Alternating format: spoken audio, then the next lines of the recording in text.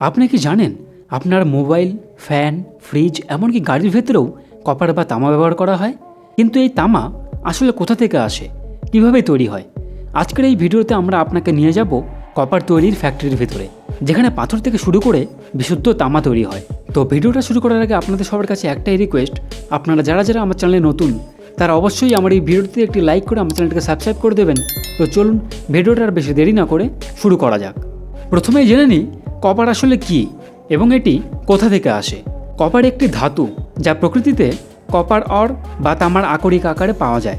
সবচেয়ে সাধারণ আকরিক হচ্ছে চালকোপাইরাইট, যেখানে কপার, লোহা ও সালফার মিশ্রিত থাকে। চিলি, পেরু, চীন, অস্ট্রেলিয়া এবং ভারত এই দেশগুলো কপার উৎপাদনের শীর্ষে। খনি থেকে বিশাল পাথর উত্তোলনের পর তা নিয়ে আসা হয় ক্রাসিং প্ল্যান্টে।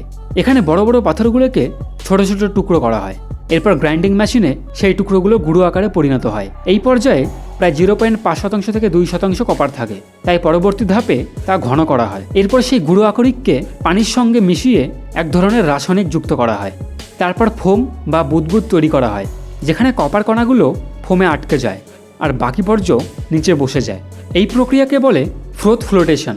এতে কপার কনসেন্ট্রেট তৈরি হয়, যেখানে কপারের পরিমাণ প্রায় 30% পর্যন্ত বেড়ে যায়। তারপর সেই কনসেন্ট্রেটকে পাঠানো হয় মেল্টিং ফার্নেসে।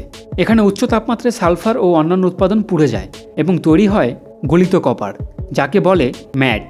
এই ম্যাটে প্রায় 50 থেকে 60% কপার থাকে। এরপর আসে কনভার্টার ফার্নেস, যেখানে বাতাস বা অক্সিজেন ঢুকিয়ে সালফার পুরোপুরি বার্ন করা হয়। এতে তৈরি হয় ব্লিস্টার কপার, প্রায় 99% বিশুদ্ধ। তবে আরও বিশুদ্ধ কপার পেতে ব্যবহার করা হয় ইলেকট্রোলাইসিস প্রক্রিয়া। এখানে ব্লিস্টার কপারকে অ্যানোড এবং বিশুদ্ধ কপার শিটকে ক্যাথোড হিসাবে ব্যবহার করা হয়। বৈদ্যুতিক স্রোত চললে বিশুদ্ধ কপার ক্যাথোডে জমা হয়। এই প্রক্রিয়ার মাধ্যমে 99.99% বিশুদ্ধ কপার পাওয়া যায়, যেটি পরে বিভিন্ন কাজে ব্যবহার করা হয়।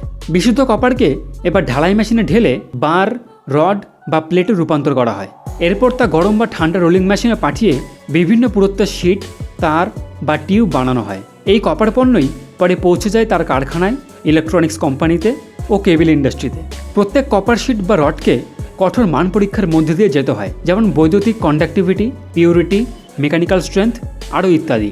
আপনি কি জানেন কপার পৃথিবীর অন্যতম বেশি ব্যবহৃত ধাতু কেন?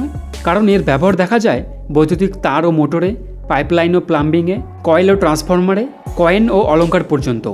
এভাবেই একটি সাধারণ পাথর থেকে শুরু করে গলে ও বিশুদ্ধ হয়ে আকার পায় মূল্যবান ধাতু কপারে, যা আজ আমাদের আধুনিক জীবনের এক অপরিহার্য অংশ। তো বন্ধুরা, এই ছিল আজকের এই ভিডিও। এই ভিডিওটা আপনাদের কেমন লাগলো সেটা অবশ্যই কমেন্ট করে জানাবেন, এবং ভিডিওটি ভালো লেগে থাকলে আমার এই ভিডিওটিতে একটি লাইক করে আমার চ্যানেলটিকে সাবস্ক্রাইব করে দেবেন। তো দেখা হবে পরবর্তী অন্য কোনো এপিসোডে। সবাই ভালো থাকবেন, সুস্থ থাকবেন। ধন্যবাদ।